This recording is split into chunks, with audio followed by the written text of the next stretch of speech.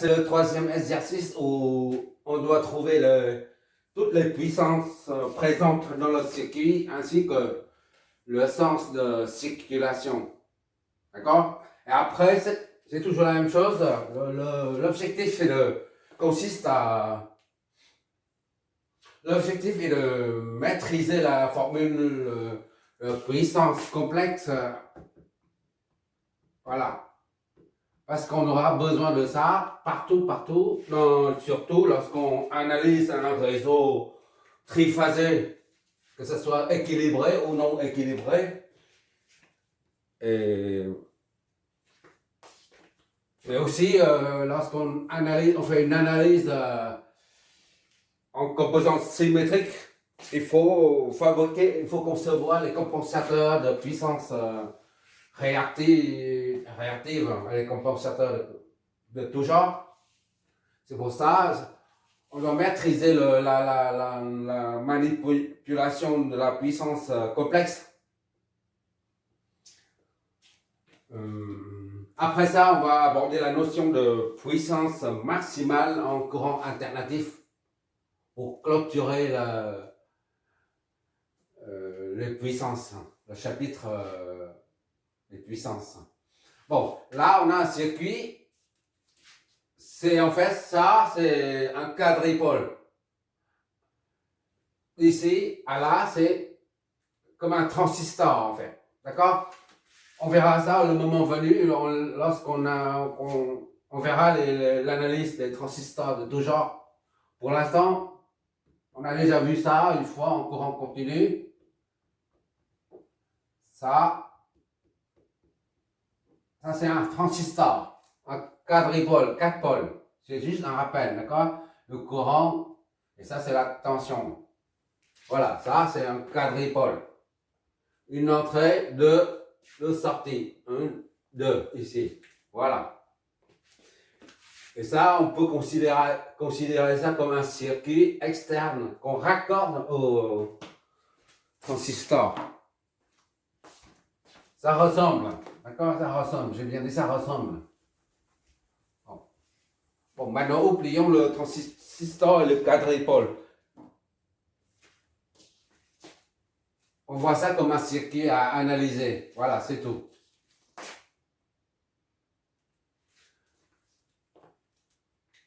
Pour pouvoir calculer la puissance via la formule de puissance complexe, S est égal à V, et il faut trouver le phaseur en tension et phaseur en courant, ainsi que le conjugué du phaseur. D'accord? Et pour ça, on doit convertir tout ça, tous les paramètres du circuit, on les amène au domaine fréquentiel. D'accord? Bon, on y va. Pour le VS, là, on a un VS qui est dans le domaine temporel, est égal à 8 cosinus de T plus 20.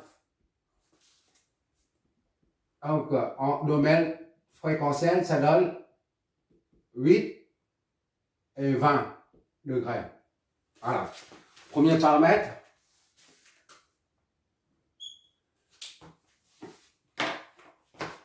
Le deuxième paramètre, on travaillera sur ce schéma-là, d'accord? Pour l'instant, on cherche les paramètres fréquentiels. Et après, on remplace ça par ça. On efface ça, on met ça ici, d'accord? Z R1 est égal à R1. Donc, Z R1 est égal à 4. 4.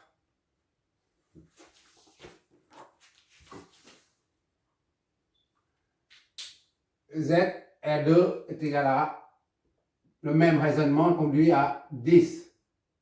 D'accord?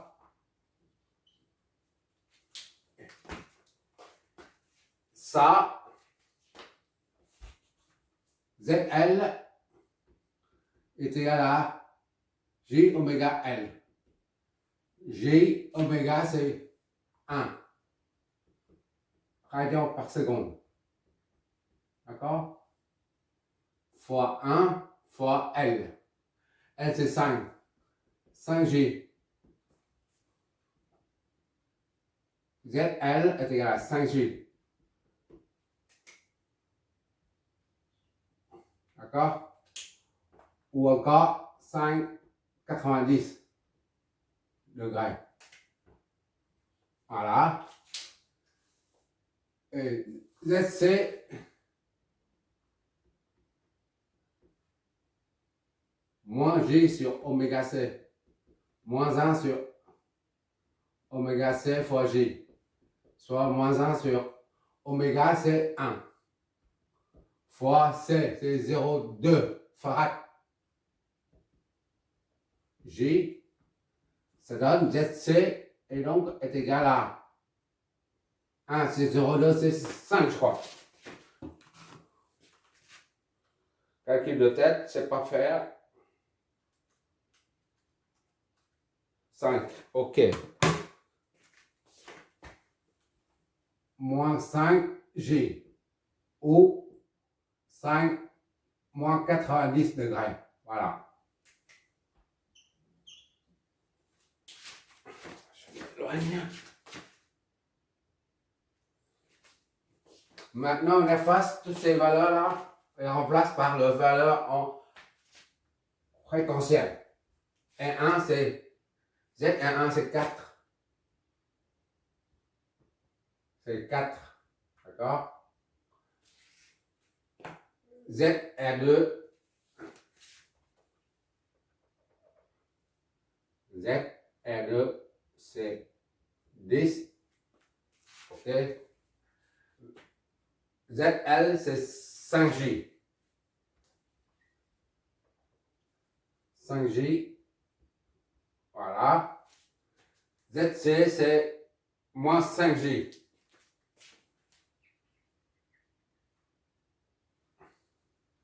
Moins ZC, moins 5G. D'accord? Et VS,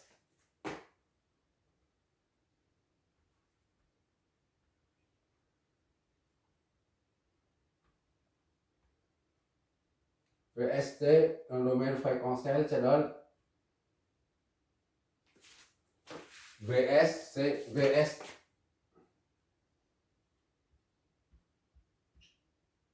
Oui, 20. Ça,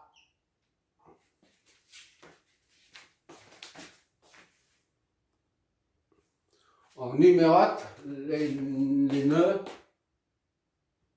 1, 2, 3, 3, 3. On met ici 3. Enfin, 4. Voilà.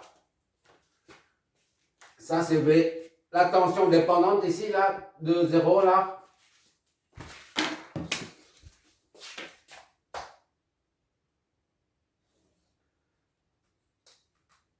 Cette tension dépendante dépend de la tension VDL2 aux bornes de la résistance L2. D'accord? Maintenant, vu qu'on a mis 4, et ici c'est disons 0, ici 0, 0 partout là. Ici c'est le même point, 0. Et bien on remplace directement V4, 0 pour simplifier VL2 là au bord de la résistance L2. V4, 0. Comme ça, c'est faire. V4, 0. Quand on est en phaseur, en fréquentiel, on met ça. Donc on remplace ça par V4, 0.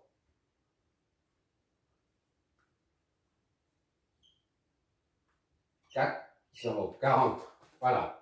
Et le courant ici dépend de I entrée ici. I 8, ça ne change pas, on laisse ça comme ça. Voilà.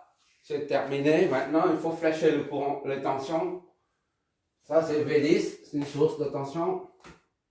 V10. Là, c'est V12.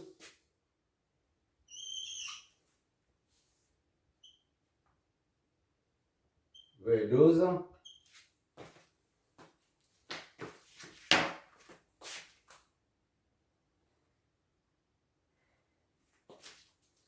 Et V12, normalement, la source de tension débite un courant, d'accord? Vers là. Le bémol, c'est qu'on a le courant IN qui entre par là. On ne va pas mettre un autre courant qui sort.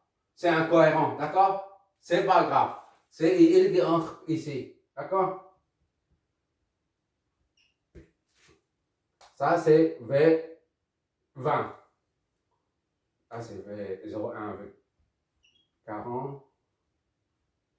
Voilà. Je remets ici pour avoir la place.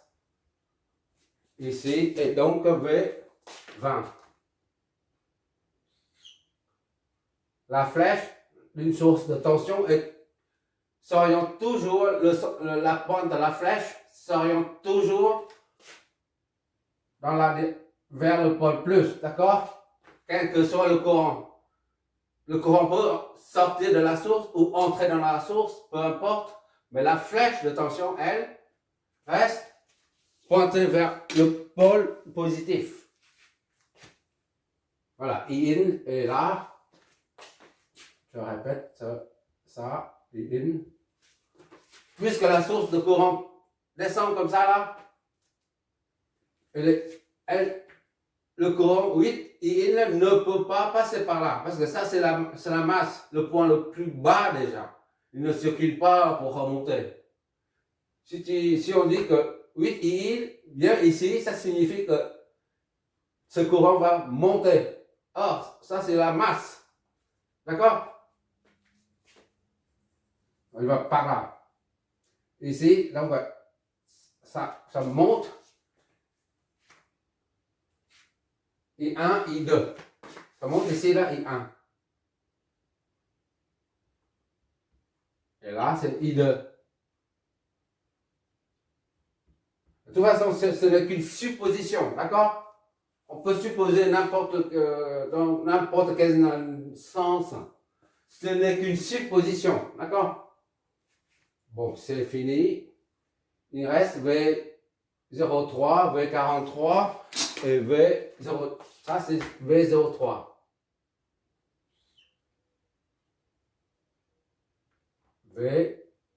V03. V. Que courant passe comme ça là. Donc, c'est un récepteur. V43. D'accord? Voilà, c'est fini. On peut attaquer maintenant. On peut maintenant analyser le circuit pour trouver V et I conjugué. On a V0 est égal à 0. Comme ça, V0 est égal à 0. J'écris trop petit, je ne sais pas si tu vois. Là. À peine. Parce que c'est... Je sais pas si c'est de place, V0 est égal à 0. Et V1, V10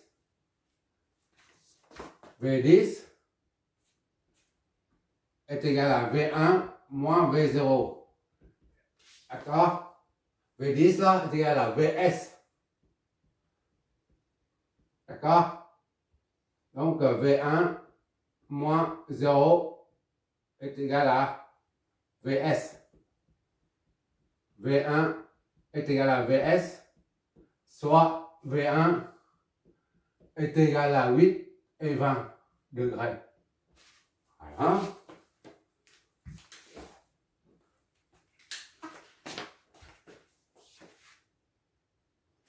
Maintenant, V12. Oh, j'ai oublié de marquer là, ici, la V20.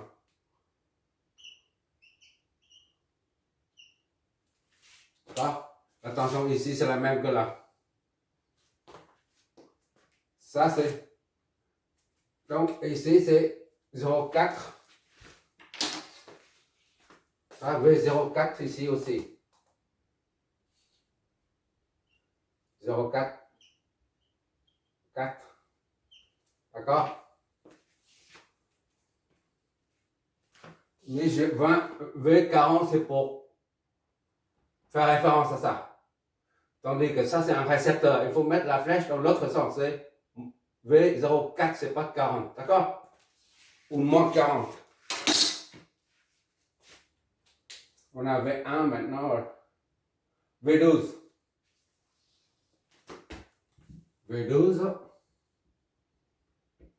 est égal à V1 moins V2 est égal à ZR1 fois IN. R1 fois IN. Soit IN est égal à V1 moins V2 sur ZR1.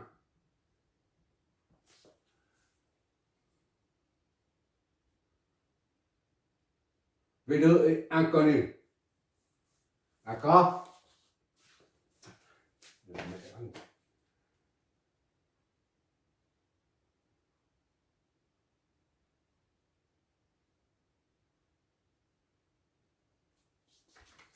IN est égal à V1, c'est 8, 20. D'accord? Moins V2 sur ZR1. ZR1, c'est 4. Ça donne 2, 20 et moins V2. D'accord? IN est égal à 2, 20, ça divisé par ça, fait 2. Moins V2, moins 0,25 V2.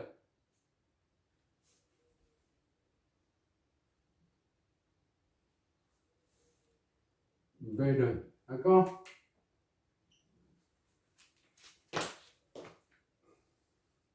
Appelons ça 1. Première équation. Maintenant, V20 maintenant. V20 est égal à combien ça? V20 est égal à V2 moins V0. D'accord? Et est égal à 0,1 V40. V40. Il est là. V20 est égal à, attention, aux bornes de la source dépendante.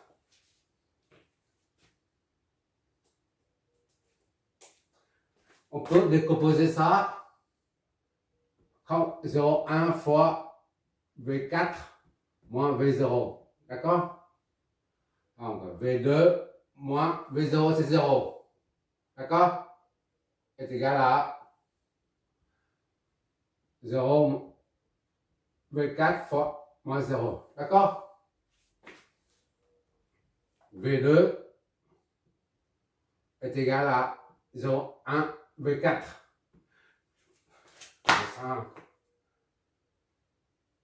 Voilà. V2 est égal à 0,1 V4. Voilà, c'est bon. 2. Maintenant, c'est V03. D'ici à là. V03 est égal à V0 moins V3 est égal à ZL. D'accord? ZL, Z c'est ZL ici. ZL.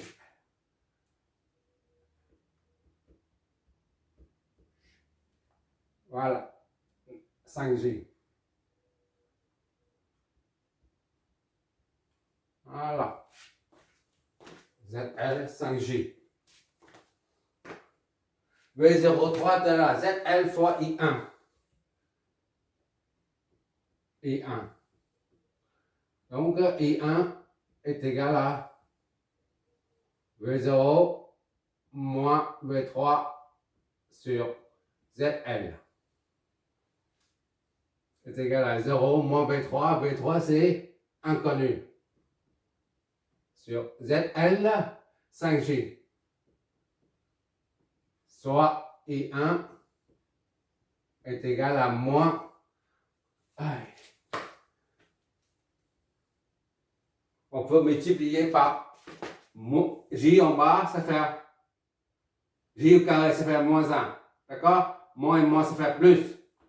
D'accord? Plus V3 Et 1 sur 5, ça fait 0,2. Ça fait 0,2 J V3. Voilà.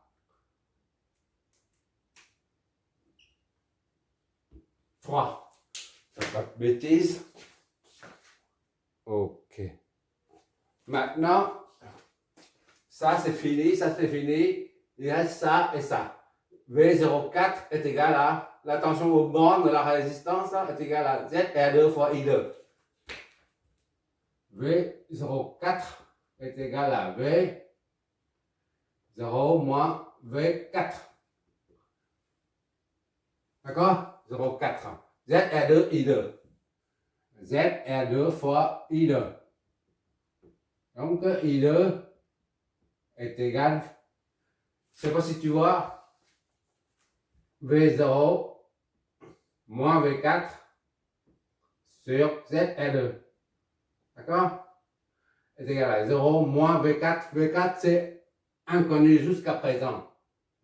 Sur ZR2, ZR2 c'est 10. Ainsi donc, I2, le phaseur I2 est égal à moins 0,1 V4. D'accord? Moins 0,1 V4. V43 maintenant. Ici, à la V43.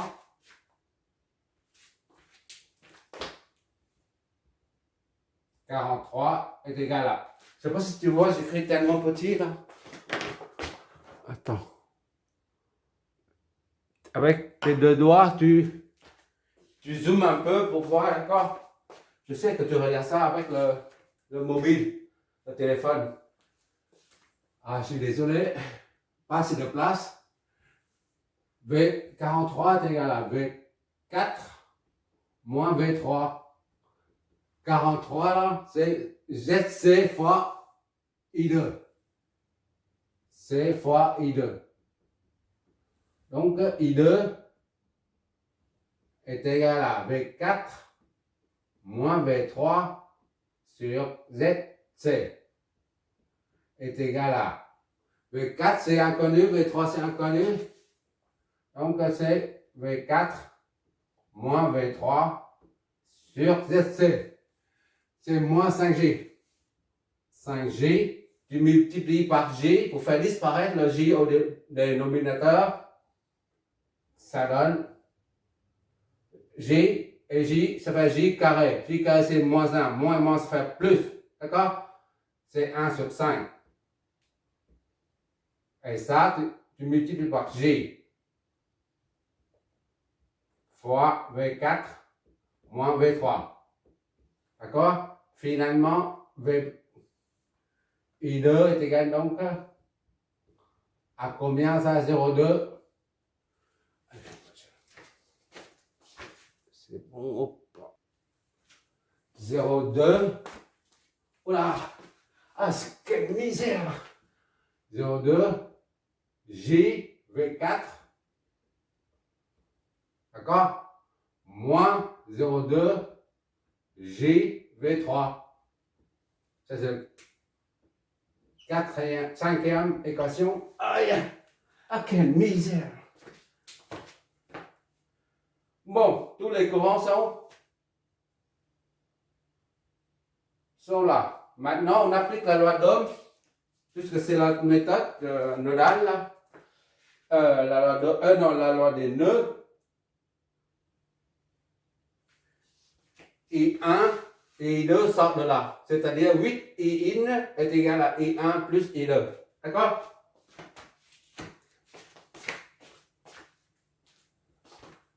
Aïe, c'est la misère. Oh, quelle misère. 8 I1 est égal à I1 plus I2. D'accord? On met. Oh là là! Et ça, je me donne.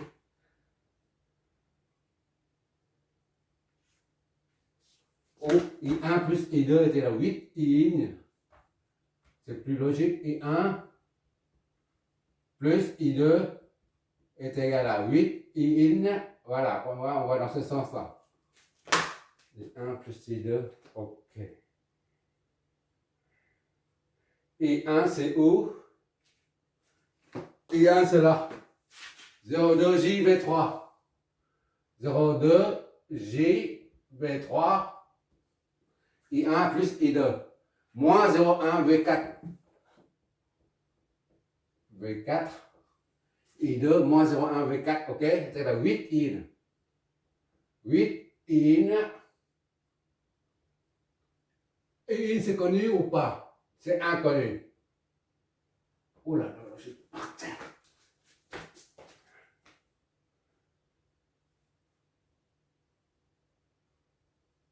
Il est où? Si, il est là. Il est là. Je n'ai pas vu. 8 in. In c'est ici. 2, 20. D'accord? Moins 25. 0,25. V2. D'accord? On va développer tout ça et réduire en V2. On va développer tout ça. Tu vois toujours, j'espère. Ok, le code de ligne. 0,2 JV3. D'accord? Moins, c'est toujours pareil. V4 est égal à 8 fois 2, ça fait 16. 20 degrés. Et ça, c'est un quart. 0,25, c'est un quart. Un quart multiplié par 8, ça donne 2. Moins 2, V2. D'accord? Et qu'est-ce que ça nous donne? On met ça de l'autre côté. 2V2. 2V2. V2, c'est, on remplace par 0,1 V4. D'accord? On verra bien. JV3 moins 0,1 V4. D'accord? Plus 2V2. On passe ça de l'autre côté. C'est 20. Voilà.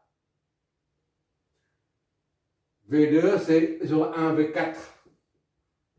De J, V3, moins 0,1 V4, plus 2 fois V2.